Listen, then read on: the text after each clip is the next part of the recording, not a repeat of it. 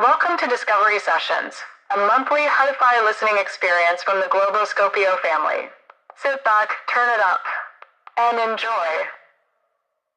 Welcome back to Discovery Sessions. I am Monica Posada, and if you're new here, the rules of our show are very simple. Each of my guests and myself, we bring a couple of songs to the table, songs that we think that you need to listen to.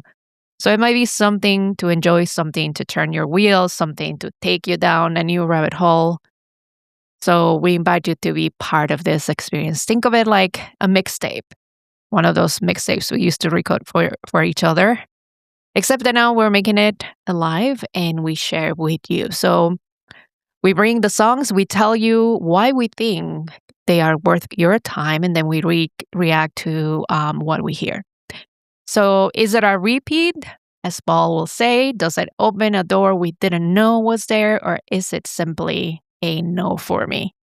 All is fair game into today's edition of Discovery Sessions. Nobody knows what we're going to say about each other's songs. We just press play and we see what appears. So last time it was soul music. We heard music from Holland, America, Brazil, Nigeria. 50 years, one conversation through the music. This time, well, I took a look at the list and I noticed a few things, but I also noticed that there wasn't a genre or a decade. It was a question, and we're going to try to answer that question today. And because the list is probably telling us something we don't know yet, we'll try to see what kind of story we can put together from all the music we brought to this new edition of Discovery Sessions. So welcome to my guests. You already know Paul El Guapo, a musician, a groove believer, the man who listens for the pocket, and Michelle, who's got more playlists than I do, which is amazing. Concert goer, heavy concert goer, and the person who always knows what you should be listening to. Welcome, guys. Welcome back to Discovery Sessions. All right, I'm ready. Excellent. So I am here to push the buttons, connect the dots. We have about 9 songs today. We hope we can get through them. 5 languages, many places we're going to visit today. And Paul, you are going to be opening this time. You have the first song. So tell us the name, who it is, and what grabbed your attention. What was it about it that you said, I need to put it on the table today? Absolutely. I want to talk about a tune by Marcus King Band. Marcus King Band is a relatively new artist out of Nashville. He's stationed in Nashville. And a lot of times when I think about blues artists, I'm not that, partly because the craft of blues, I feel, is something that has, been cemented in the past. So when I think of new artists, I'm not that moved. But when I heard Marcus King play live, I was literally blown away. And then I got into one specific song called Homesick, which sort of is not exactly blues, but it's really soulful and R&B influence. And then when I really dug into the lyrics, it really resonated with me. I hope you enjoy this song. It's about the one you love, and it's about a guy who's touring on the road a lot and just really misses that home connection. The song is called Homesick. And this was a part of an album, I think, from 2018, Carolina Confessions. Check this out. Discovery Sessions.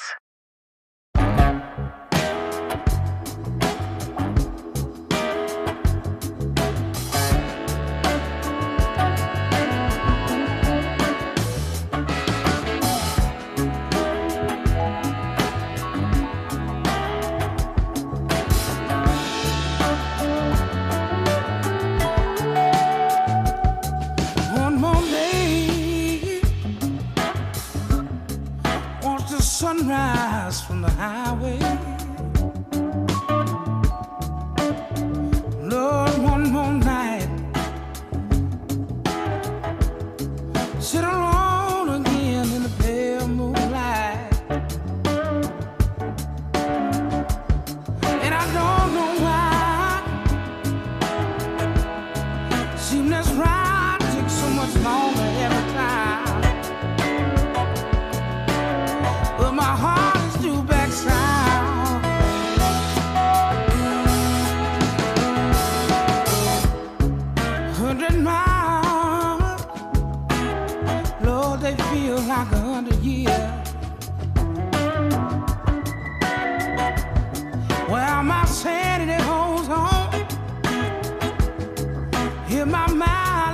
sing a favorite song.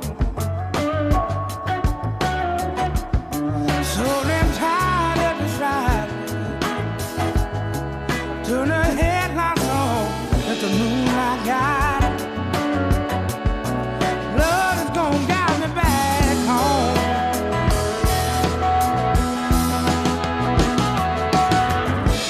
You're the only one makes me homesick.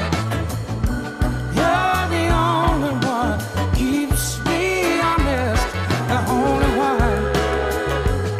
Love's the only one makes me from staying gone.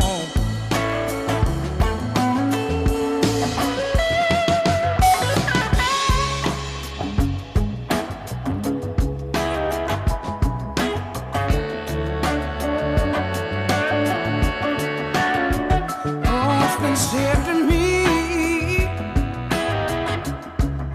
you ought to not write another love song. Oh, wouldn't they be wrong? Then let me say what's got me feeling this way. I've been ready again. Oh, to take on this whole world. Long as you let me come back home. Oh, that I just found starts to feel like 100 years. And my sanity holds on. In my mind, I hear a favorite song. So damn tired of this ride. Turn my headlights on, let the moonlight guide. Let it guide me back home.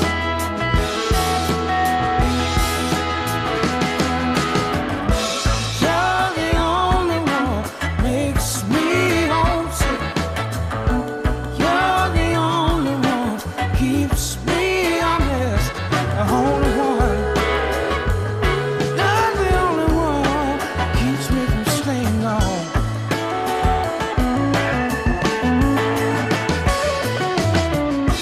You're the only one that makes me homesick. You're the only one keeps me honest. Only one. You're the only one keeps me from staying gone.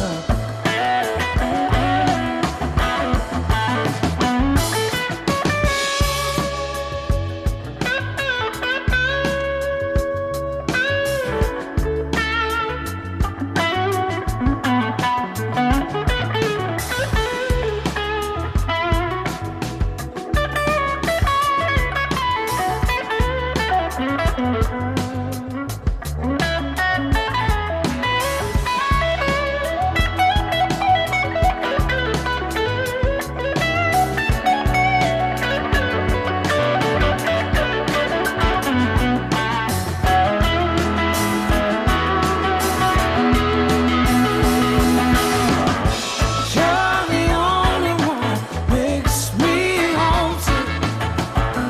You're the only one keeps me honest. Only one. Love the only one that makes me from staying gone.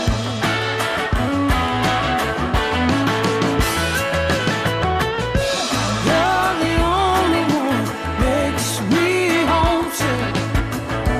You're the only one keeps me honest. Only one. Love the only one keeps me from staying gone.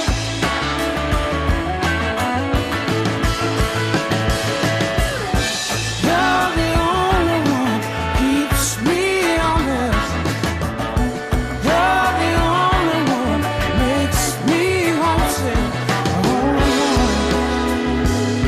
Love the only one keeps me from staying gone. You're listening to Discovery Sessions with Michelle, Paul, and Monica. our second edition. If we just heard the first song of today, that was Homesick by the Marcus King Band from the album Carolina Confessions. And before we say anything about this guy, I'm going to start with Michelle. I would love to hear from you. Where does this song lives? What are your impressions from what we just heard? This song lives in my house on Sunday while I am cooking breakfast and having a good conversation with a friend in the background. That's where this song lives. It's got that great groove that's just, it can be slow, it can be fast, but it matches this just very connected energy. Marcus King is actually going to be playing at the Salt Shed in Chicago, which is 5,000 people. 4 or 5 years ago, he was playing at a 1,000 person venue, and you can see why from this song and just the connection that you feel to it so easily, you can see why his fan base is growing so broadly. So, to me, when I was listening, Paul, this was my question. Is this blues? Is this soul? Is this rock? Exactly. How old is this Mm. man? And I was really thinking, oh, what is this? But I love it, really. It just kind of hits a number of check marks in my box.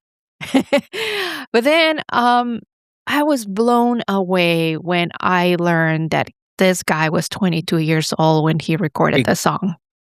It's amazing. And that was what my hesitance was.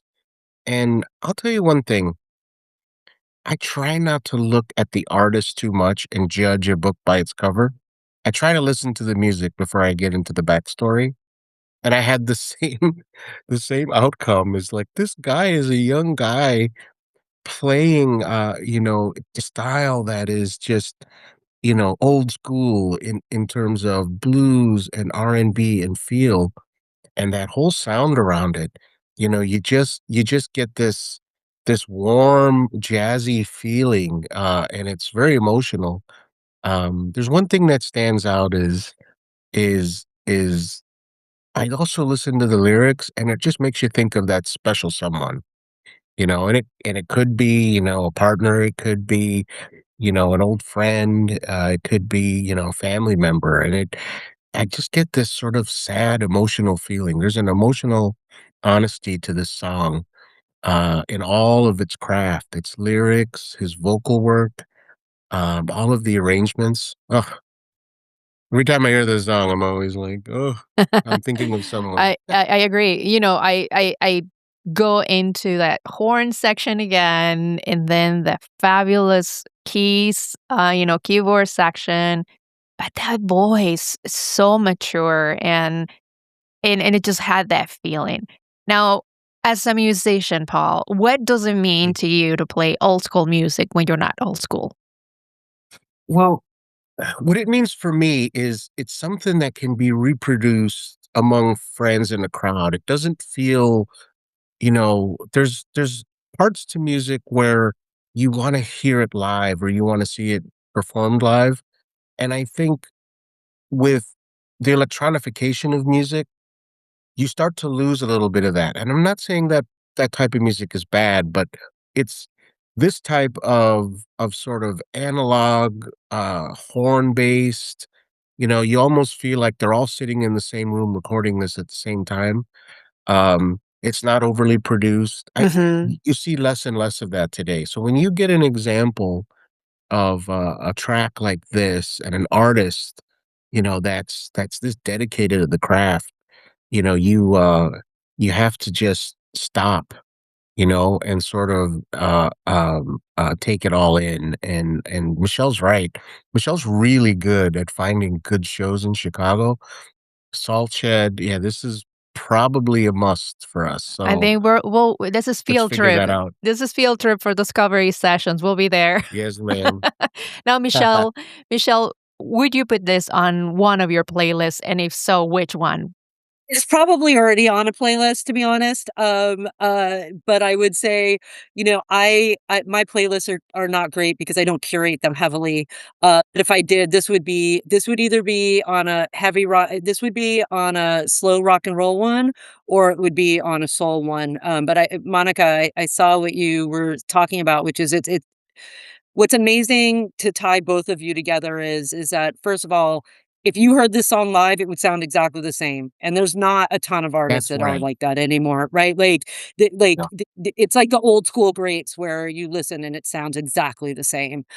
His voice sounds the same, the band sounds the same, etc. And then to Monica, to your point, which is it kind of it's like I'm sure there is some subgenre that covers this, but I love the fact that you could play it for someone who loves soul and they'd be like, this is awesome. And you could play it for someone who's Hmm. really kind of into old school rock and roll and they'd be like, damn. And you could play it for someone who likes the blues and they would all vibe with it. And that's such a wonderful thing that comes together. And he's a little older now and has multiple albums out. So I would encourage everybody to listen to like How Do You Hear the Evolution of this is on his first album. It's that good. And then now like what is it now? And it's so interesting to see the progression of these I think artists. we need to come up with some sort of rating for discovery sessions for Paul. Probably this is a repeat for Michelle will be added to my playlist. uh, so it is my turn. Now we move on, and I am happy to present the next session or the next song for today. And my first pick of the program is a voice that I have never been able to shake. Her name was Lhasa De Sela. She was born in New York, well, in Big Indian, New York. Her father was Mexican. He was a scholar who did a lot of research on the Spanish conquest and the Aztec Empire. And her mother was a photographer, an American photographer. Very interesting background. She grew up in a converted school bus, crisscrossing the United States and Mexico, homeschooled by her mother. And in her late teens, she moved to Montreal. She sang in bars for 5 years, and she was discovered there by a label owner that signed her up right away. So the song I have picked today from Lhasa is called De Cara a la Pared, Facing the Wall. And it is the opening track of her debut album, La Llorona. She sang entirely in Spanish, a language that she said came from a very deep place in her soul, even though she didn't consider herself fluent in it. She sadly passed away in 2010, very young. She was 37. She left 3 amazing albums. And this is the first song the world the first song the world heard from Lhasa De Sela. So let's go with this amazing song in this new edition of Discovery Sessions. This is De Cara a la Pared, Facing the Wall.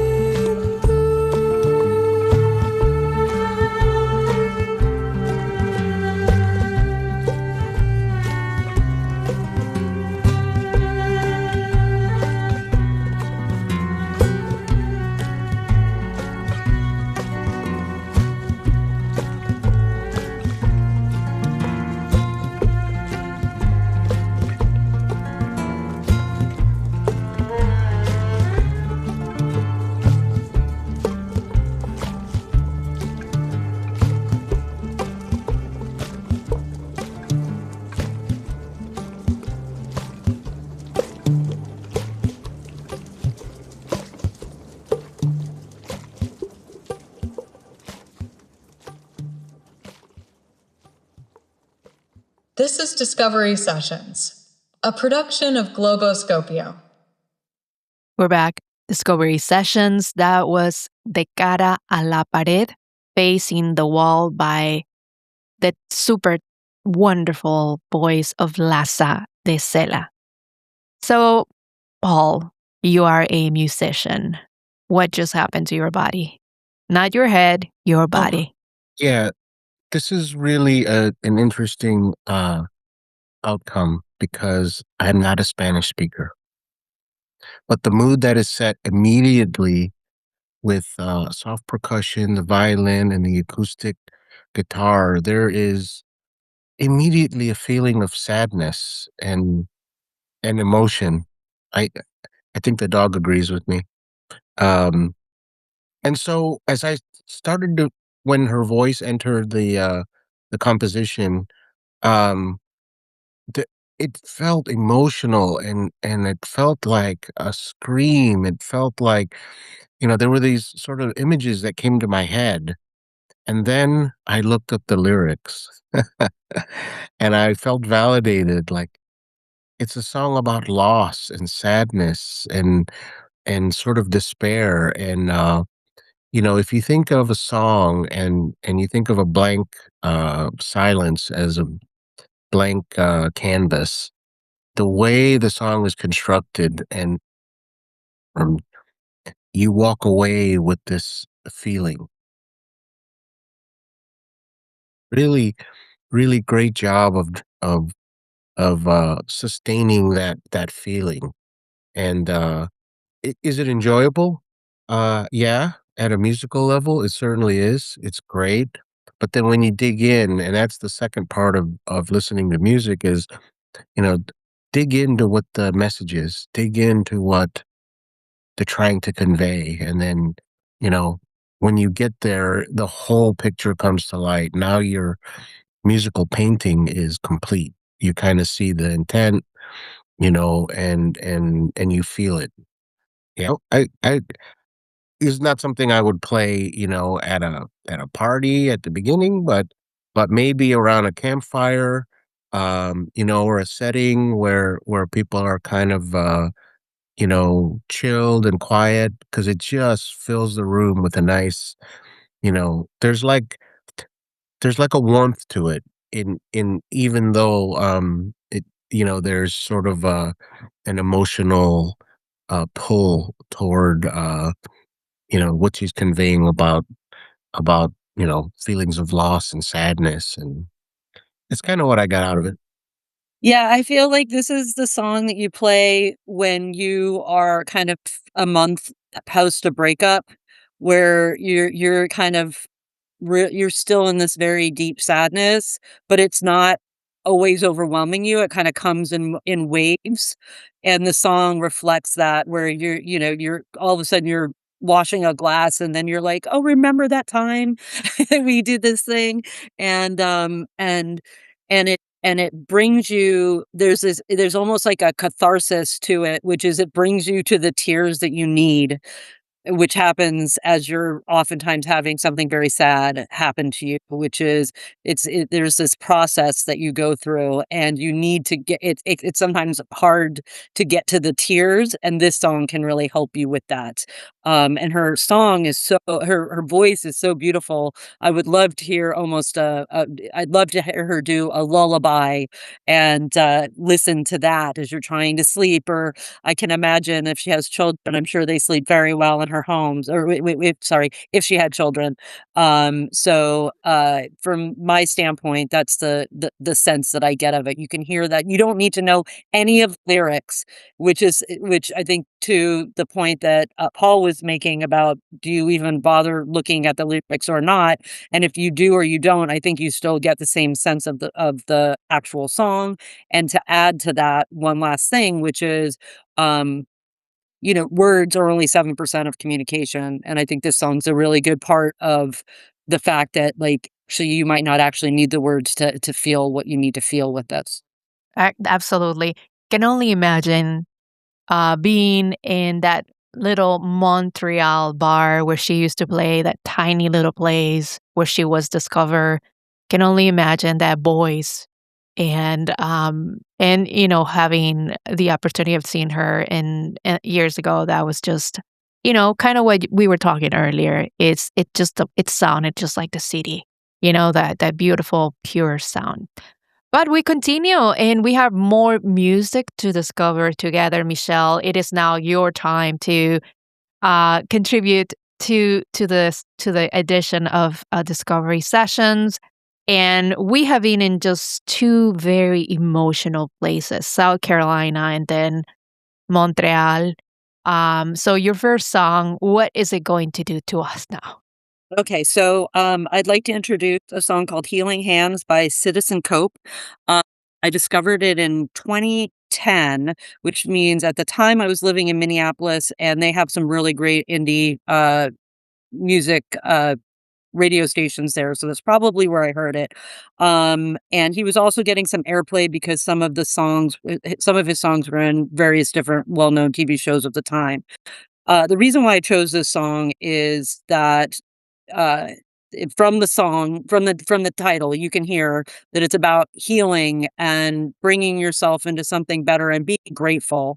And what I love about it is that it's just got this really great melody in the background, but it's also about finding recovery and love and light after despair, and being grateful for recognizing that does not happen by yourself usually. That usually happens with yes, your internal compass, but also with other people helping you. And so with that, let's go. Discovery Sessions.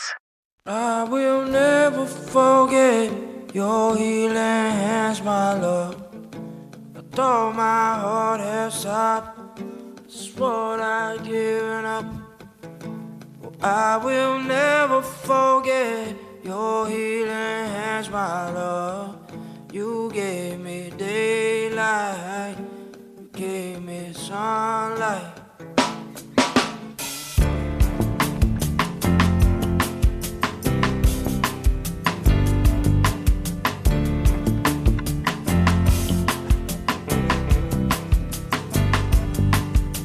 We'll turn the tape recorder on.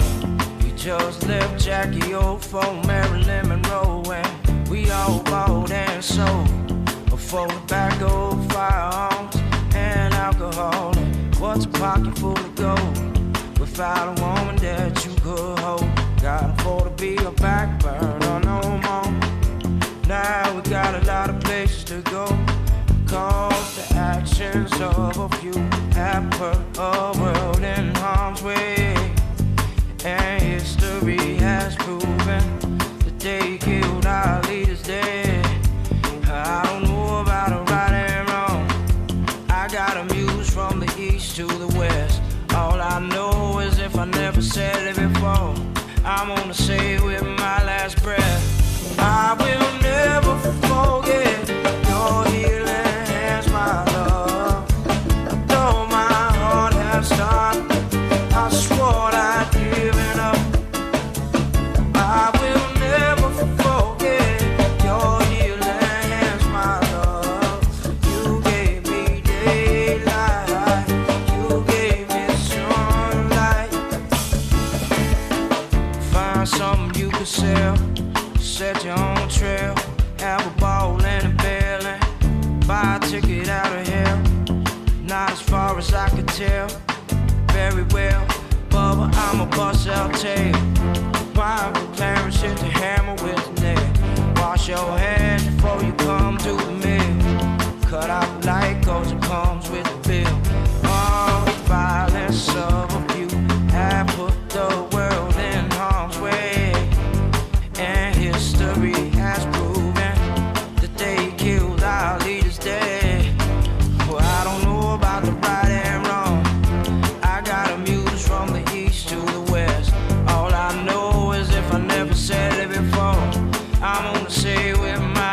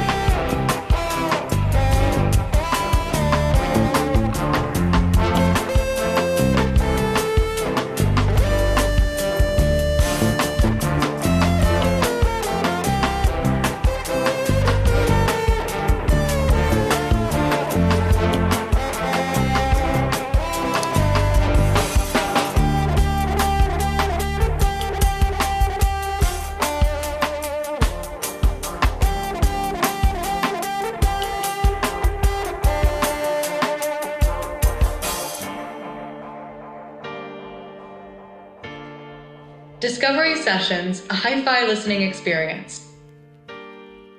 You're listening to Discovery Sessions with Paul, Michelle, and I am Monica. And we get together once a month to discover new tunes together, react to the songs we share with each other, and we share that with you. Now, we just heard an amazing song, Citizen Cope, that was Healing Hands. Paul, there is so much happening in this song. You listen to structure. What's holding the song together underneath the vocals? You know, it is a melange. It has a country feel. It has a funk feel. The verses feel like it's a rap almost. I love the rhythm of the vocals and the storytelling. This is why I love this show. I would never, in my wildest dreams, found this song if we didn't have a format. Um, but it hits hard, and what I love about it is when you're thinking about the chorus becomes a little more structured. So the verse is sort of it feels like a rap and a storytell, but it fits with the band, really well. There's like a nice rhythm there. But then the chorus is very structured, and you get this feeling of redemption and healing hands. I just think about how thankful I might have been to someone in my past life. Like I was making up stories in my head about people in my past. So it evokes an emotion of no matter how things are, there's always that feeling of hope. I'll say one thing, that end section where you go into an instrumental interlude where it's just grooves, you hear a lot of layers working, Yeah. and you hit what I always think about as the pocket. There was a point in that ending part that I would have been in my car and I would have turned it up and said, "Oh, we're right in it." And you almost don't want it to end. And the solo with, I think it was a violin with effects, not overwhelming, is just right. Like everything about the song was just right. And I was sorry that it ended. I was sort of like, oh, they could have kept going. I think that's what you want to get. That's kind of what what you want to get out of a song. If you're an artist, I'm hoping you would want people to say that. From the beginning, I just heard piano and this drum beat. I really said, okay, this is going to be catchy. This is going to be a hook. I could just stay there. It was so simple, but it was already very catchy. There was that hip hop pulse underneath everything. And then I started to hear that blend of soul, a little bit of folk, a little bit R&B, hip hop. Um, I don't like to put songs into a category. But it was musically, it was a little bit of everything. It really took me in different directions, but it was so well done. And the bass was like that foundational Oh, rhythm yeah. was there. There were flavors or touches of other things that happened throughout, but it didn't lose that glue that was right at the base. And in terms of the lyrics, I have to agree that there was that message of hope. You gave me daylight, you gave me sunlight, you gave me twilight, and that was just bringing images in my head, right, of somebody that was truly, being thankful to what that person was, to that relationship. And as you said, it could be it could be a personal love relation, it could be a friendship, it could be just somebody that came across your path at some point and gave you light. So it was fantastic. Michelle, you described this song as a meditation on gratitude. So take us there. So what I love about this song in the sense of it being meditative is that it has kind of these highs and lows, and anybody who actually meditates knows that like you don't just lay there and think, oh, this is going to be smooth. So I think what it does is it reflects on the fact that there's just these ups and downs as you're doing things, and then you also have the component of recognizing. I think the song is hopeful, but it has kind of a sad lament to it a bit as well, which is that, really growth and coming out of things that are painful have uh a bit of kind of bittersweet, if you will. And so for me, that's where that came from. And just recognizing that you get through it and you see the components of where you're going to be happy again, but you still take with you the bits that were difficult. And I think anybody who has a meditation practice knows that that's something that happens as well. But also, just for me, I just love the construct of that you take these experiences and they're painful, but they also give you hope, and that's kind of what all of life is about. And so that's why I love this song. So that was us talking about Citizen Cope and his song Healing Hands. Just a couple things I learned along the way. He is from Memphis, but now based in Brooklyn, New York. And the song we heard is from the album The Rainwater LP. And this was the first record he released as an independent artist on his own label. He left his original label because he was tired of being told what the retail market needed from him. He basically said, I don't want to be led into those confines anymore. So he went solo, and kudos to him. This is a fantastic song. Now, we continue. We have heard about 3 songs: South Carolina, Montreal, Brooklyn. We heard a blues kid that's carrying his family tradition in that song from South Carolina. Now, we heard a woman who sang in a language that wasn't quite her language. And now we just heard a soul wanderer who refused to be boxed in a category. So none of these artists fit neatly into one world. They're all somewhere in between genres, between places, between the thing they inherited and the thing they are making. So what happens when music stops trying to fit into a category and goes somewhere it was never supposed to go? We move on to the next part of our edition today. Michelle, you continue the discovery today with us. Your next pick is the oldest song on our list today by a long stretch. We're talking about 1971. So tell us about the next song we're going to hear, which is by Colonel Bagshot, and the song is 6 Day War. Yeah, so Colonel Bagshot, I'm not even sure when I heard this song to begin with. It was covered by DJ Sado at some point. It came out in 1971 by Colonel Bagshot. They're a psychedelic progressive band that came out of the UK. And this song essentially is about the 6-Day War that happened in Israel in the late 60s. And I think it's particularly relevant in today's world in the sense of it's really easy to start wars. It's very hard to get out of them. In this particular case, they got out of it within 6 days, not without a lot of bloodshed on both sides. And I think what's important when you listen to the song, you start to hear about what happens between day 1 and day 6, and what does that actually mean.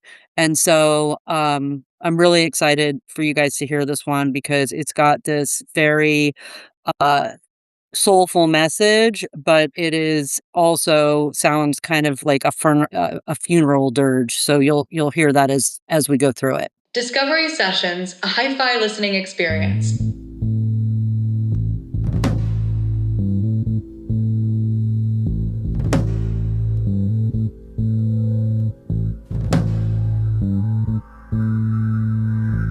At the starting of the week, at Summit Talks, you'll hear them speak.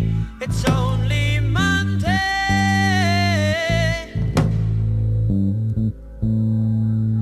Negotiations breaking down. See those leaders start to frown. It's sword and conte.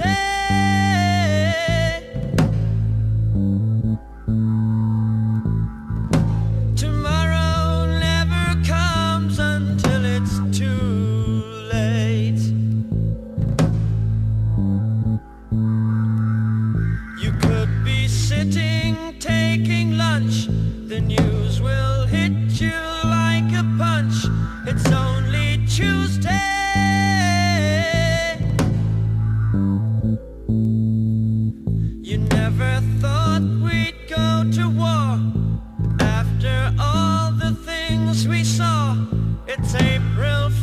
stay.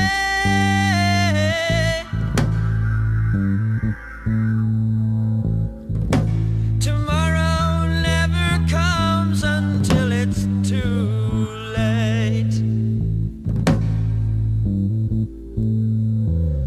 We'll all go running underground, and we'll be listening for the sound. It's only Wednesday.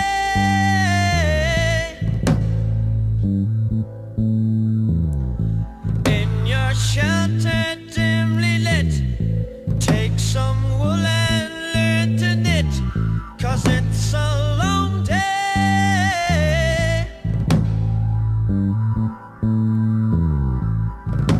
Tomorrow never comes until it's too late.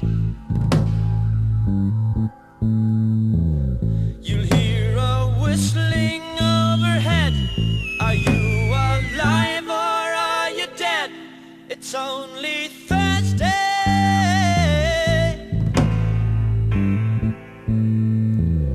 You feel a shaking of the ground. A million candles burn around. Is it your birthday?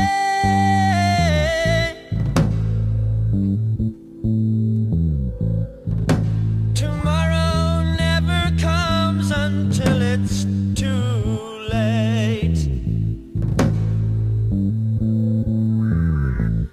Though that shelter is your home, the living space you have outgrown, it's only Friday.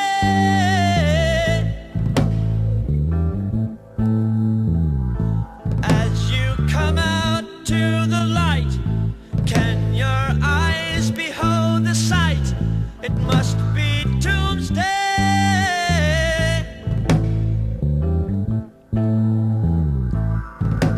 Tomorrow never comes until it's too late.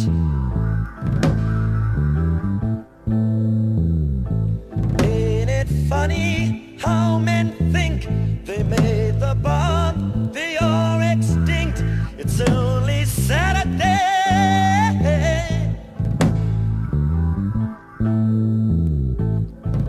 I think tomorrow's come, I think it's too late.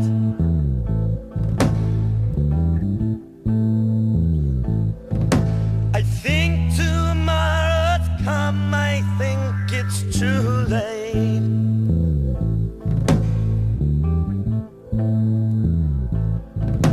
I think tomorrow's come, I think it's too late.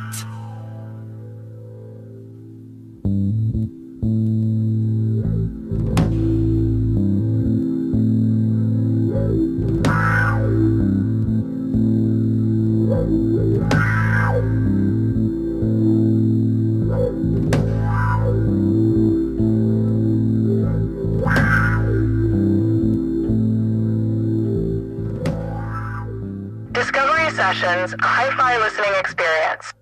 You're listening to Discovery Sessions. This is the song 6-Day War by Colonel Bagshot. And Paul, where do we start here? It's definitely a timepiece. So I was a little surprised when you said it was from the 70s. And then when we heard even the voice, I feel like even the voice was very, the way he sung and sounded was kind of from that period. But what I appreciate about this song is its message is really powerful. And if you were listening to this fresh and for the first time, it really wouldn't make sense until you get toward the middle and the end of the song what tomorrow never comes until it's too late means. And it's prophetic. It's a message for today, that when situations escalate, they will get out of control at some point. And so the way the music plays, it's like there's an anticipation of something evolving. and the bass holds it together really nicely, and that sort of 70s distorted strings layer, um, it's sort of, I feel like, uh, it's like a sound that holds your mind in place, you know? Really feels like a time capsule. The song is, I'm emotional about it because I'm thinking of what the lyrics are telling me, and I feel like, it's a lesson. It's a lesson that seems to be never learned. So, yeah. Definitely lyrics get you, you think about it. And in the context of today, you just probably pay attention to it more closely. In terms of paying attention, I was just focused also on the simplicity, right? We have a drum beat, we have a bass line, and a very interesting little instrument that making those buzzing sounds. I'm like, it's a keyboard, is it something else? And I think it's a stylophone. That was kind of a little instrument that looked like a calculator and was very popular in the 70s. That was used with a pencil and created all these different sounds. But that combination to me was interesting. The simplicity of the instrument really brings that kind of dramatic touch to the song, and I really loved it. Now, Michelle, you mentioned you discovered it through probably DJ Shadow's remix, but when you heard the original now, do you hear it as its own thing, or do you always hear the sample version underneath it? I think I hear the original. I mean, the DJ Shadow version is wonderful, but it's smoother than this. Um, and so I feel like it takes a little bit away from the message of when you listen to that version of it. I mean, this one to me just it sounds like you're at a funeral, and to me, what that means is war very rarely has any winners. And so for me, that strength and like with the drums coming, just the bump, you can hear people walking to a grave site. And I hate to be so grim on a Saturday morning when we're recording this, but I think that's the whole point of the song is like these type of things do not bring about anything that's usually very positive. And quite frankly, what it's relating to, I mean, uh, we're not going to get political on this show, but we're we're 50 years later, and this conflict is still happening in various versions. And so while it was 6 days then, the resonation of the how it resonates is that these things don't end, and so there has to be a better way. And maybe that's the big hippie in me, but so be it. What's interesting about this song, and as you said, 50 years now, is that the band just recorded a album that included this song, and then they disappear. And for about 30 years, the song did not surface at all. Was it until DJ Shadow, uh, who was going through a crate of vinyls, discovered it and sampled it, and the rest is history. And I love that about, and I think we've covered this in the past edition, is how sometimes that resampling of things brings a new life to music that was forgotten, not erased, forgotten. And I think that that is a wonderful thing. Discovery becomes almost like a chain of effect, right? Somebody discovers it, recreates, expands on that. And here we are 50 years later, discovering it together. Thank you, Michelle, for bringing that to our attention. And now we continue with more. And we just talked about a song that traveled about across 5 countries, basically. I mean, many continents and 50 years. Now I want to play actually a song where there is a band that is crossing cultures in a very deliberate way. We're going to listen to Kişisel. It means personal Jesus in Turkish. And the band that I'm going to present is Al-Qasar featuring Sibel. And Al-Qasar is a collective from Paris. They call their sound Arabian Fuzz. The band was born in a neighborhood, traditional Algerian quarter in Europe, and their leader, Thomas Attar Villiers, is French-born. But he came to Paris after a couple years of living abroad. And what we're going to hear is Depeche Mode's Personal Jesus, but the riffs are on an electric saz, that Turkish string instrument. The lyrics are in Turkish, and the vocalist is Sibel, which is a very famous Turkish artist. So I want to bring you to a different place with a song that is very popular, but from a different perspective. Discovery Sessions, a hi-fi listening experience. Kişisel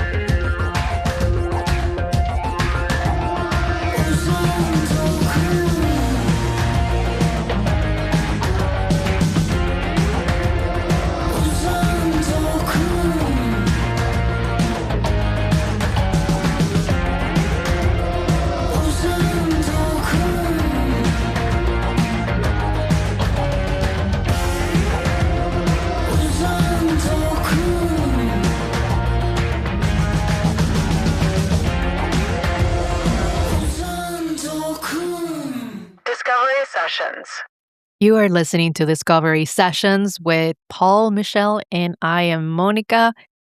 That was a very interesting version of Personal Jesus in Turkish with the band Al-Qasar featuring Sibel. I'm going to pass it on to my two guests. Paul, be honest, what do you think? Generally covers don't hit. And partly because a lot of times it sounds too much like the original. But what I like about this version is the electric saz, which is this long stringed instrument that you really only get to see or hear, in Middle Eastern context. And it instead of the synthesizers in the Depeche Mode version, you've got this electric saz just playing the layers over it. It sounded so good. And when I first heard the song, if you had not sort of mentioned that it was a Depeche Mode song, I think it would have sounded just great to begin with, but the familiarity of the song, it shines through. I love the interpretation is where I'm getting at. The voice is haunting. It creates this nice layer and they pulled it off. It's really hard to improve on a song if you're going to reinterpret it. But this definitely works. I just kind of felt like I wanted to hear more of that saz. Like that instrument, I feel like when you hear it live, there's a fascination of the variety of tones it can make, and even there was a part of the song when the musician was probably playing a rhythm on the body of it.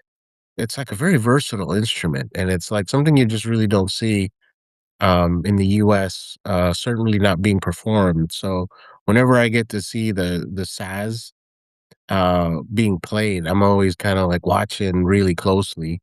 This is a good one. I enjoyed it. Michelle, what is your take on this version of Personal Jesus? You know, first of all, huge Depeche Mode lover, like know every word to every Depeche Mode song that's ever been re-released. But what I been released, but what I would say about this is like the transgression of like the sexuality that happens with the religious component of it. And coming from Turkey, which is much closer to where the whole Bible comes from, is such an interesting take on it. And so, because realistically, if Jesus were around today, this is probably more what the sound would, this is more of what the music would sound like than if you were to listen to the Depeche Mode version. So, I just, it's sexy, it's hot. It's religious. It's got all of those things together, which is always such an interesting mix. And so for me, and then also just listening to Paul talk about the different instruments, I am not capable of doing that. So I hope one day we actually do a song where we kind of maybe listen to bits of it so that we can talk about like, here's what I'm hearing right now. Just because I'm learning so much. So I'm just appreciating listening to you guys talk about it. But the just Personal Jesus is a great song. I think if it came out today, it would do just as well as it did when it came out in I think probably late 80s, early 90s. And you can hear why it is so widespread. It's just amazing. I am absolutely fascinated too with what's coming out of Turkey. And I mean, geographically, they are in a very interesting place that blends so many different cultures. And this particular song, it not only, the idea of taking someone else's song, translating it in that radical way, is it respect? Is there something else? I find that, covers that try to, as Paul said, sound the same, it's really hard. But when somebody takes it to the next level is what's interesting. Now, the band, the leader of the band, Thomas Attarvellier, he actually named the band Al-Qasar, which is it refers to the palace as Muslim built on the Iberian Peninsula. And I was reading on an article that for him thinking of the layer on layer like the Roman build their temples on top of the Christians and on top of Islamic, and all this kind of layering about culture. And he sees that also the same way in his music. And he says purity is an illusion. So I really wanted to explore that concept here with this cover, and I thought that it'll be an interesting discovery to share with everybody here. But we continue with more. And Paul, it is your turn. We're going to be playing now Khruangbin Maria También. So we've gone through a number of places. We've gone through Liverpool, Paris, Turkey. Now you're taking us somewhere else. Tell us a little bit about the song. I'm taking you to Texas. So this group, this artist is a trio.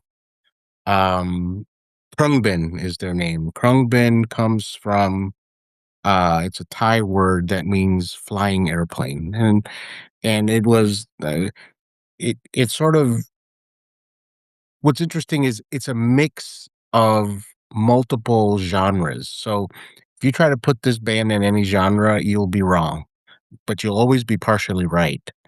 The song we're going to listen to is Maria También, and this caught my ear when I saw this group at the Salt Shed a couple of years ago. The song was released in 2018. It means Maria Tu. And what I always think about when I listen to the song is there are only 3 people performing on this. The way they fill the space is amazing. And then if you try to put a genre on this, like I said, you're going to be partially right, because it just feels like it crosses over. I'm super excited about Khruangbin. Anytime they're in town or close, I try to make myself available because their live performances are just electric. Discovery Sessions.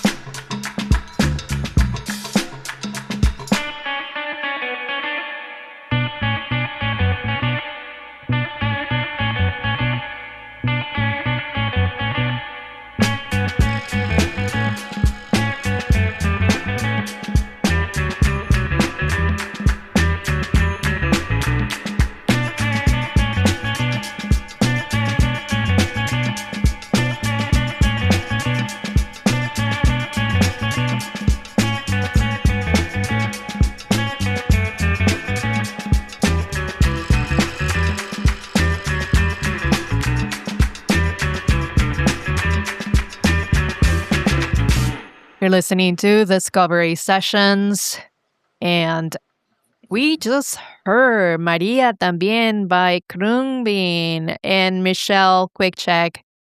I know you've seen this band before. Oh my God. Okay. So first of all, if Laura Lisi, who's the bassist, isn't just give you a girl crush / make you want to give up your whole life and become a rock star, then you are dead inside. So Kongbin, like she's just. They just like, honestly, you watch them and you're like, these are the coolest people I've ever seen. And they seem like the nicest people you've ever seen, which is actually a fairly rare combination. So yeah, obviously you want to shake your booty to it. You want to just, you're inside of it. You're hearing so many awesome things, which is you are in so many places all at once, and you get to be in Thailand, you get to be in Tehran, you get to be in LA, you get to be in Sevilla, and you can hear all of it at the same time. And so I've got nothing but deep love for almost everything that Khruangbin puts out. And if you ever get to see them live, it is a must, because first of all, they play for several hours, which is becoming more rare. A lot of bands only play for an hour or so. The last time we saw them, they played a whole album, and then they did another whole set. And so yeah, I mean, honestly, I'm literally beyond words. I just love Khruangbin so much. So Yeah, to me, this was the song. Obviously, it's not a discovery today, but we hope it's a discovery for you, our listener. This was the song that I heard in probably a playlist somewhere and brought me to this band. And this comes out of their sophomore album, Con Todo El Mundo, 2018, actually. And the story about that album's name is really sweet. There is a lot of influence from Laura Lee's grandfather in their music and some of the namings and even some of the concepts they have. But her grandfather used to ask her, how much do you love me? ¿Cómo me quieres? And the only answer he would take is con todo el mundo. And it's an expression you would say in Spanish, right? Just to say, like with a whole, you love somebody so much, con todo el mundo. And that kind of gave name to that album. Absolutely agree with you. It's a must see live. So if they come through your city, make it a point to go see them. Very characteristic appearance. They wear these wigs that are, it's their signature, I would say. And another thing that I would love to share is the drummer. That beat is so, precise. Yeah, he's crisp. DJ Johnson is his name, and the backstory is Mark Spear, who's the guitarist, who plays fabulously. He and DJ Johnson were in a gospel band together, and they just connected. And Laura Lee joined them afterward, and they worked on their craft in a barn in Texas. This is they're Houston based, and they perfected it among themselves. And one of their rules was, we don't have a genre, don't play to a style. And so what happens is they spread it across. But each of the musicians are the top of their game. The the journey that the guitarist Mark takes you on, sometimes you don't know where it's going. It sounds like surf rock sometimes. Sometimes it sounds like a Middle Eastern, phrasing. Other times it's funky, and it really works so well for these three.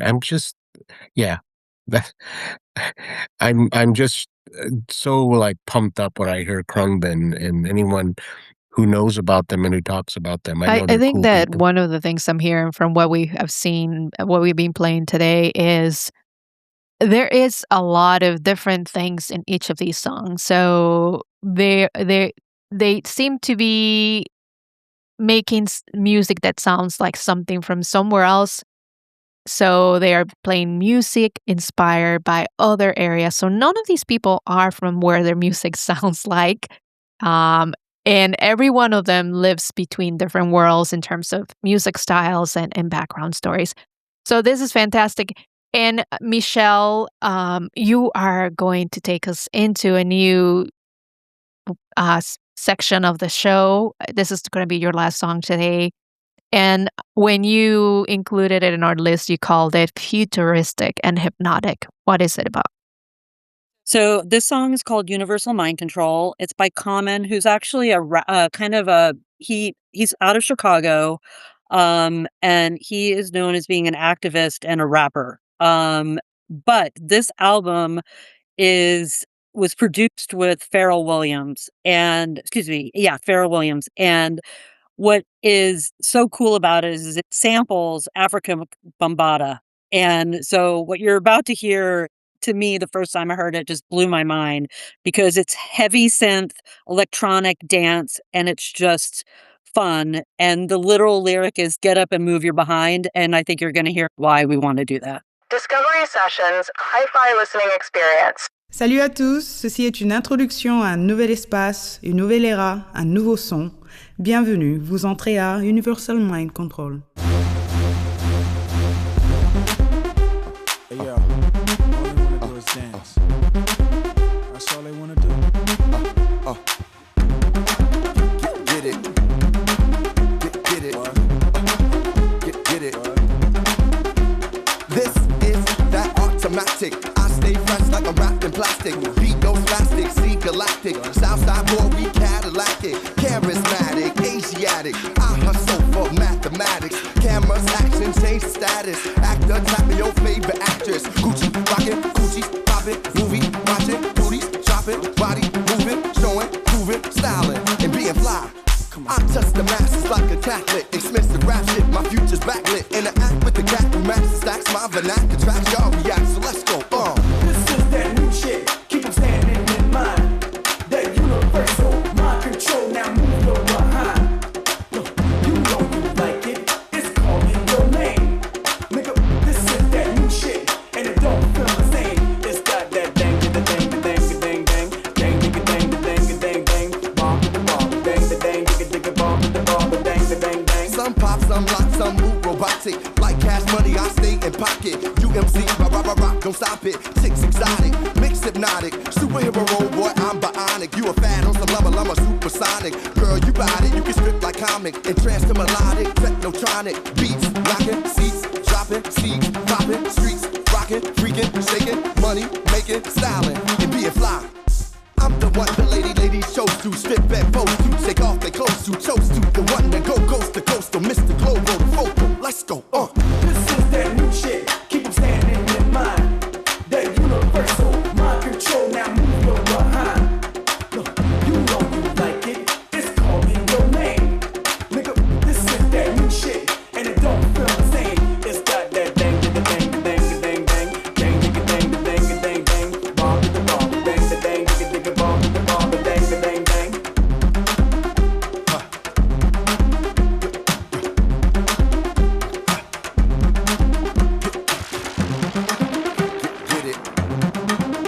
get it. Get it. Get it. I am a renegade. I never been afraid. Fresh and I'm getting paid. The future of this age. From the shop, so I talk this way. Twist the hate at the Grand Marnier. Rock the fly shit like every day to the top, and I'm on my way. Let's go. This is that new shit. Keep them standing in mind. That universal mind control. Now move your behind. You know you like it. It's calling your name. Nigga, this is that new shit. And it don't feel the same. It's got that dang, dang, dang, dang, dang, dang, dang, dang, dang, dang, dang, bomb to the bomb, dang, the dang, digga, bomb to the bomb, dang, the dang, dang.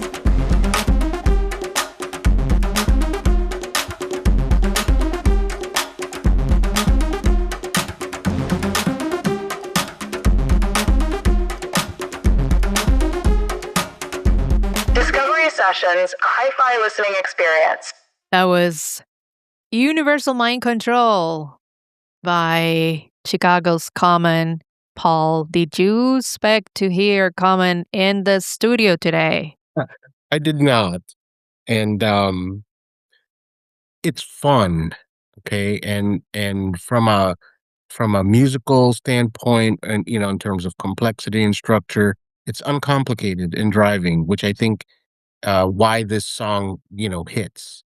The underlying lick is hypnotizing. The layer that's just holding it all together with the keyboards and the percussion and the bass. I like that part. I don't know if you noticed, but that dang da dang lick that comes after the main chorus I think that comes.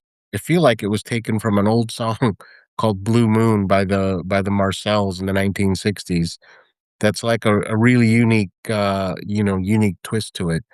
Um, when I heard the song, I was sort of waiting for it to transition to something else, and so that might be from a musician standpoint. I would want maybe a different section or a different, maybe a little bit of variety.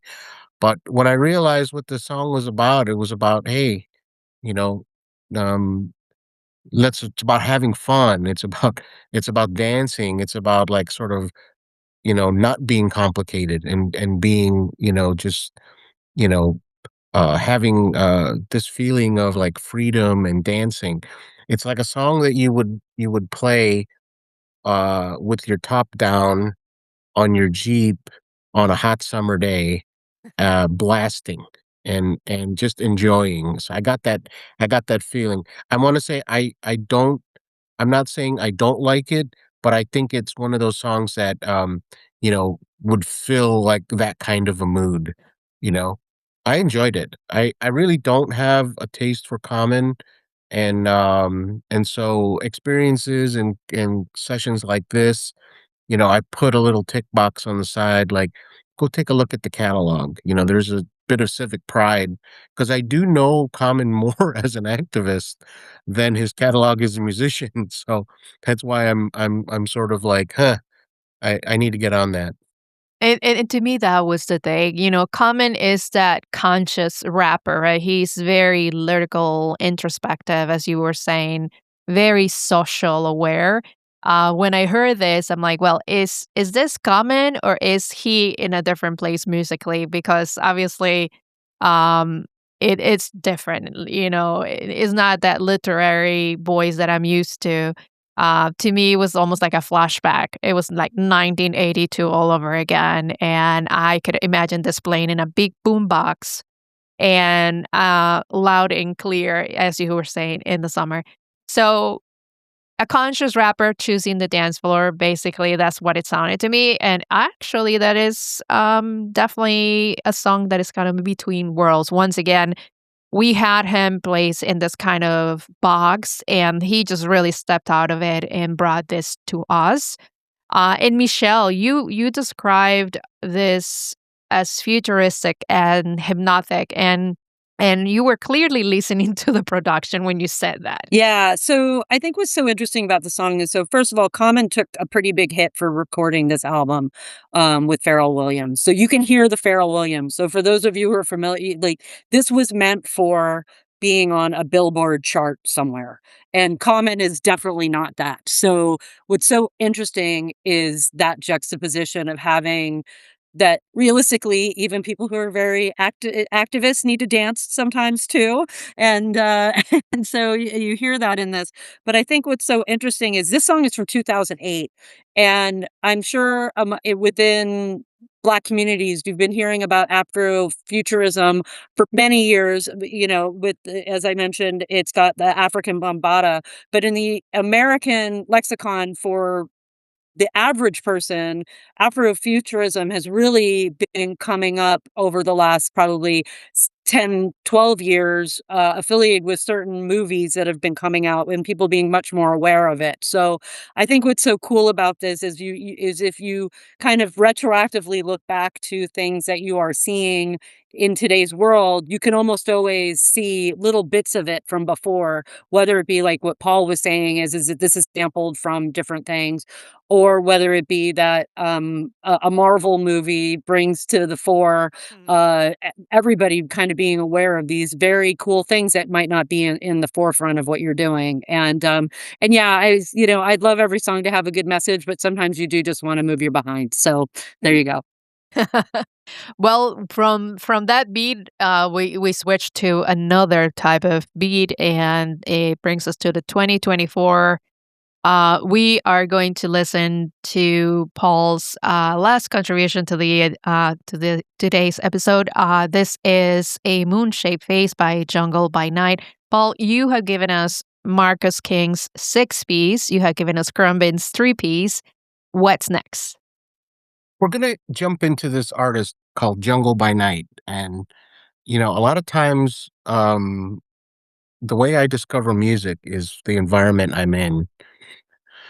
So I'm sitting in Amsterdam at a coffee shop called the Jolly Joker. And of course, we are doing things that you do in Amsterdam. And this song appeared and it just came out and I was grooving to it. And then I started to listen and I'm like, what is going on here? It was just such the perfect song for the mood and the environment I was in. As soon as the song was over, I ran down to the DJ and I said, "Who was that?" And I wrote down this band, and they are called Jungle by Night is the name of the band, and they are a multi-piece. They're between 7 and 9 members of the band playing, different instruments. And when I went down a rabbit hole, these guys have played over almost 700 or 800 shows in Europe. And I was thinking, wow, how come I have not heard this band or even been associated with them? Well, they're Europe-centric. They're a mix of funk, 80s electro, dance, little bit of experimental thing called krautrock. And then when you put it together, just know that's a 9-piece Dutch instrumental collective. It's a group of musicians that just produce great music. Give this a shot. This song is called Moon-Faced Shape.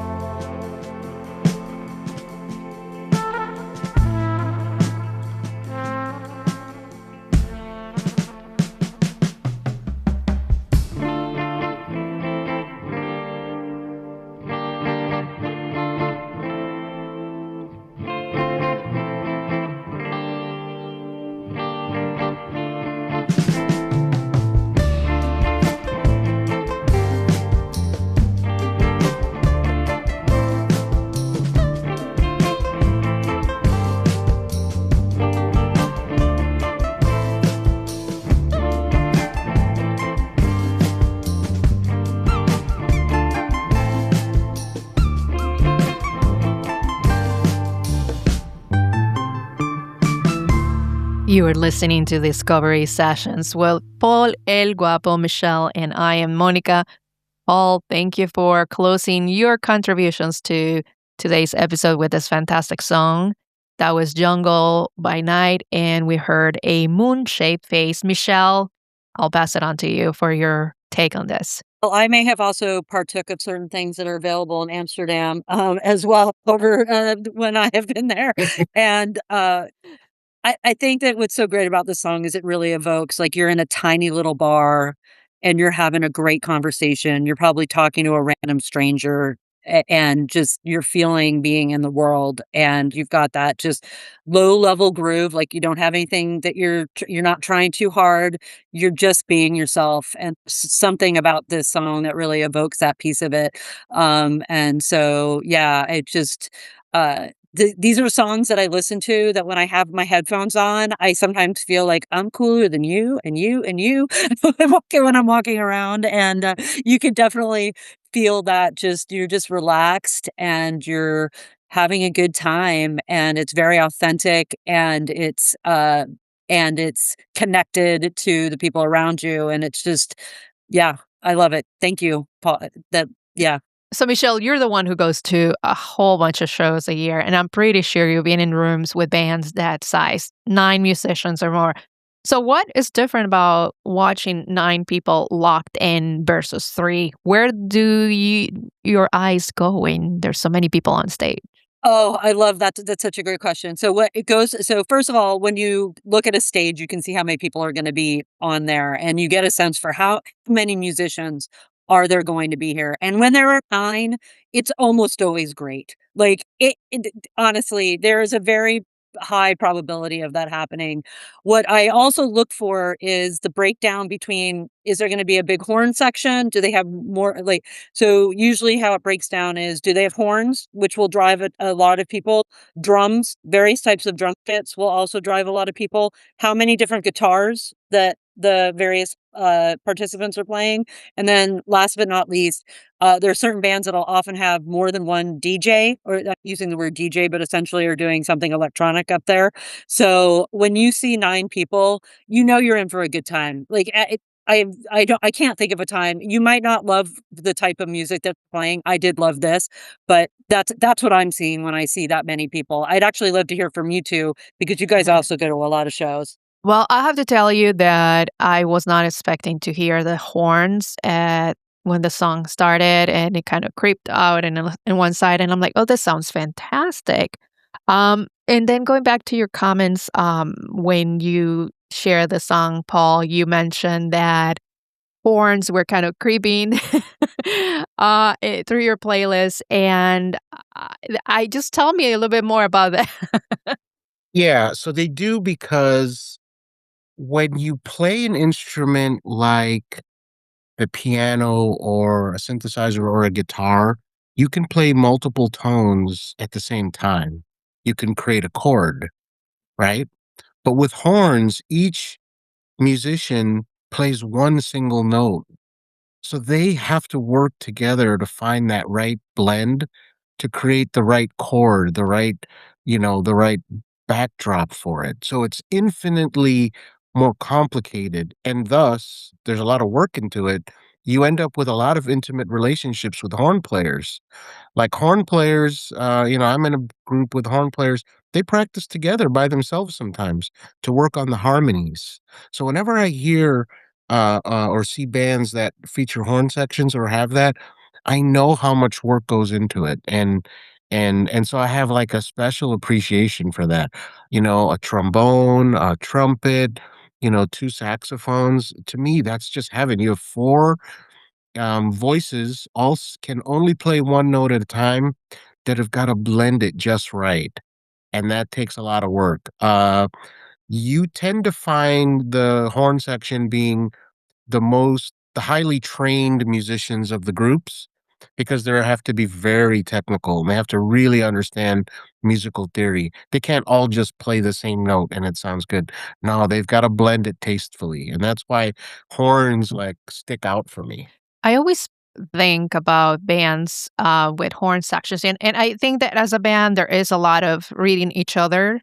They're musicians, you see the drummers looking at the guitar, the bass player.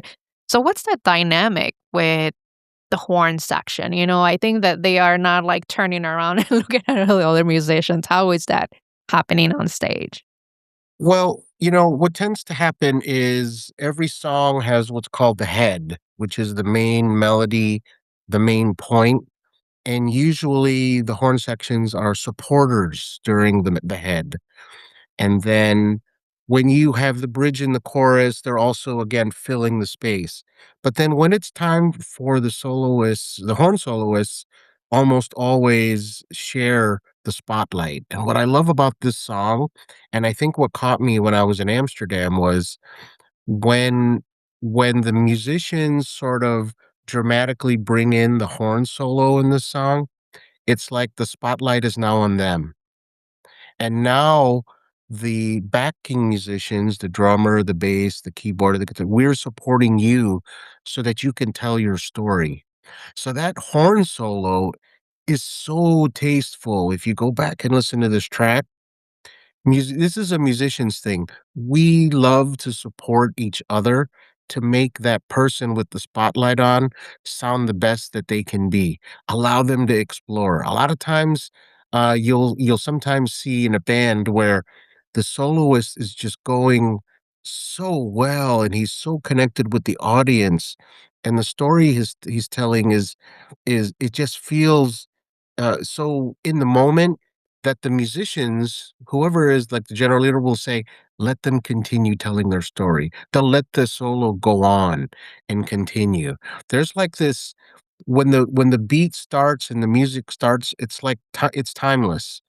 And we all intuitively know when his story's over. So that I think when that horn solo hit, when I was in that Amsterdam bar drinking coffee, quotations, um, I think that's what caught me was like, wow, that soloist is really on a pedestal right now, and his backing musicians are really supporting him. That's what I love about live music, especially with horns, is you get that you're supporting the song for a period of time, but then we're gonna put the spotlight on you and let you tell your story, take a bow. So yeah, after the solo groove is over, we go back to the head, which is the melody. That's like a perfect composition. And this group, Jungle by Night, they mostly play upbeat and Fela Kuti Afro beat style. So check this group's catalog out. I picked this one because again, heard it in a bar and just it always stuck with me as something that is like how I would love to be a part of this kind of a group. Like to me, this is like the pinnacle. These guys play 50, 60 shows a summer. Incredible, incredible group. Well, it's sad that we don't have them over here. They seem to be in that European tour heavily, but um, maybe we'll go over there. A field trip, Discovery Sessions field trip to Europe. Again, we want to close our extended edition, and thank you, listener, for sticking with us and opening your ears. This is friends session where we come together and share music with each other, including you, our listener. And we hope that we gave you music for your playlist, music for a new rabbit hole, in music to explore and expand your music boundaries, your bubble, right? Expand that bubble. And I want to close with one of the most joyful things I know, and also the best between worlds story I've heard. And I say between worlds because it seems like musically today, our artists were taking us in worlds that did not fit in boxes or not the places they were from, but things that they brought into their music to create these new places. And I will be playing music by Amadou and Mariam from Mali, and they are featuring Manu Chao. We're going to hear the song Sénégal Fast Food. This came out in 2005 originally, and there is a new re-edition 2024. And Amadou and Mariam met in the 70s at Bamako Institute for the Young Blind. They're both blind. Or they were blind. He was already a brilliant guitarist, and then she performed with other blind students in a separate band. They fell in love. They started making music together, cassettes mostly, sold in Mali and the Ivory Coast through the 80s and the 90s. And then they moved to Paris in the mid-90s, and their lives changed. A musician named Manu Chao, born in Paris to Spanish parents, raised between cultures. The man behind Clandestino, one of the most important world music records ever made, traveled to Bamako and produced their album Dimanche à Bamako, Sunday in Bamako, and it broke everything open for this band. And that was the album that actually exposed me to the wonderful sound of Amadou and Mariam. So the song we're going to hear today is called Sénégal Fast Food, and is what 5 a.m. in Dakar sounds like when 3 continents are in the same room. And as I said, in 2024, they released their first best of compilation, the same day they performed at the Paralympic closing ceremonies in Paris. 2 blind musicians from Bamako singing music from France. And between Mali, France, and Senegal, between sight and sound, between the street and the stage, this is how we end this edition with music. We'll come back to wrap it up, but here we go.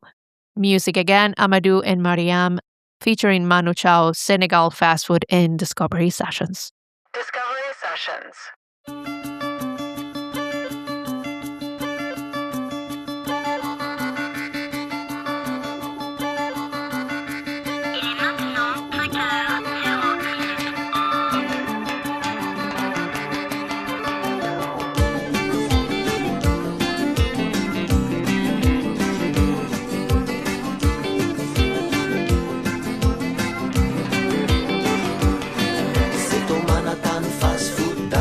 Sénégal, cinéma, le Paris, demain je serai parti. La gare, Dakar, Bamako, mon petit, y a pas de problème, tout va bien.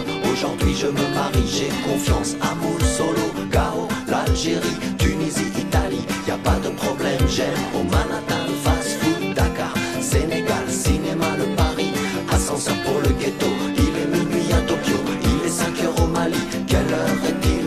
Au paradis, il est minuit à Tokyo, il est 5 heures au Mali. Quelle heure est-il au paradis?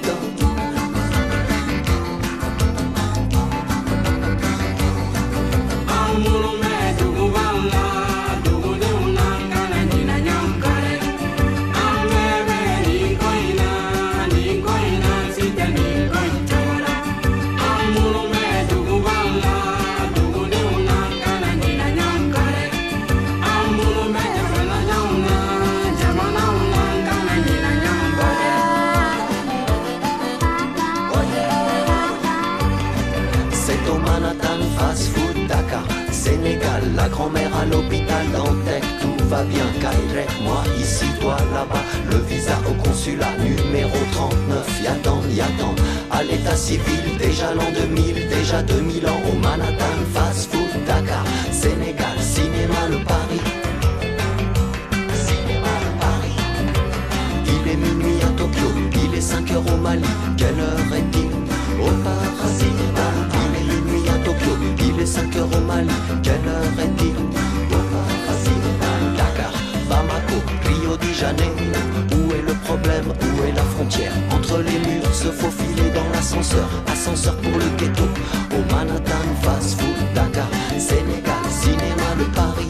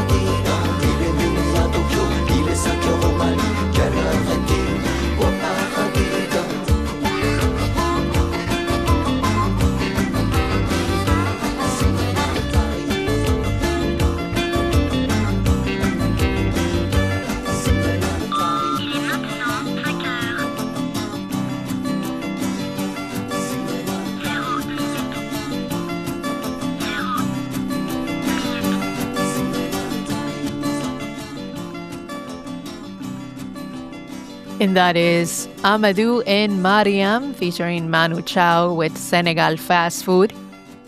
We started this edition of Discovery Sessions with longing, but we are ending with joy. Did you guys feel the shift? I did. I didn't understand the lyrics, and so I tried to imagine what the feeling was coming from that, and it felt like there was a playful theme, like not serious, but a little bit chaotic as well.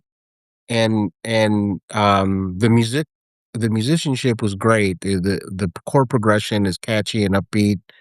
Um, I really got charged when I heard the harmonica sort of appear because it felt it was just a nice change, and I enjoyed hearing the music part of this, but I didn't quite understand the lyrics, so I did look them up, and I still don't understand the lyrics translated. So maybe you can help me understand and see if the theme produced by the music matches what they're trying to convey through their lyrics. Michelle, where's your take here? And we'll talk about the song lyrics in a moment. Yeah, I lived in Mali for 2 years as a Peace Corps volunteer, and I actually lived in Mopti. So I've been to Sévaré and I lived in Mopti. And so what's so cool is about the tone of their voice is very similar to in Mali. They have something called griots, which is basically oral storytelling, and you can hear that in the music. And so for me, and actually the first time I heard Manu Chao was when I was in the Peace Corps, which was in early 2000s. So this song to me brings back. What's so cool about it is that Mali, the best way for me to describe Mali is it is dusty. Like you're in the desert, you're everywhere. And so the feeling of that, the song itself is about this fast food in a lot of different places. So the idea of being in a place that's dusty while you're thinking about Paris, and being in Paris while you're thinking about being on a beach, all of those things it comes through in this song. And so yeah, it's very joyful and a ton of fun. I'm a big fan of Amadou and Mariam. And also Mali, I actually had family, close connection, my family in Mali as well.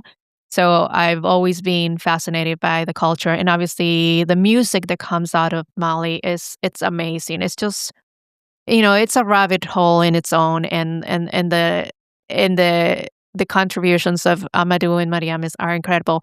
Manu Chao himself is also incredible. He is a wanderer of worlds. He records a lot of sounds in markets and brings it into his music. He's Manu Chao's a soloist. Prior to being a soloist, he was part of a French band called Mano Negra, which probably I'll bring some music into this, and it's just amazing. So, Paul, a rabbit hole to explore for sure. Now we are getting close to the end, and I want to thank my special guests, Michelle, Paul, El Guapo, once again for joining us. We heard 9 songs, 5 languages, in at least 12 countries in this edition of Discovery Sessions.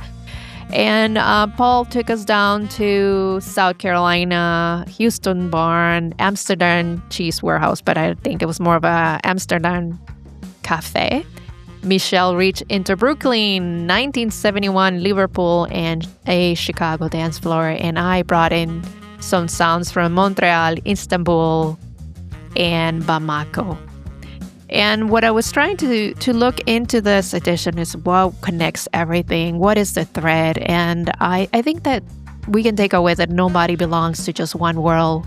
All the music we presented today kind of crossed that. So Marcus King is definitely between the blues and the sound of the soul. Lhasa was between countries and languages. So the message today was really about finding that thread of in-between worlds, Entre Mundos, and that's where the most honest music lives. Michelle, one thought, or final thought before we go about what we did today. Like in one sentence, what are you taking away from today's show? Passport out. Go see the world. That's always what I take away from this, and dig in, and how everything is similar and totally different, and how it all comes together. How about you, El Guapo? What is your take? You know, having a format like this and a discussion like this, it reminds me to stop watching reruns on TV. There's so much music out there to explore. Well, thank you both. And thank you again to you. Thank you for listening. Thank you for opening your ears. And yes, go explore the world. Find everything about the songs, the artists, and your hosts at discoverysessionsradio.com. And I am Monica Posada. This is Discovery Sessions with me, Michelle Cohen, and Paul El Guapo. Thank you again. And we'll be back with new songs and new discoveries. So make sure you pull up a chair when we do. Thank you.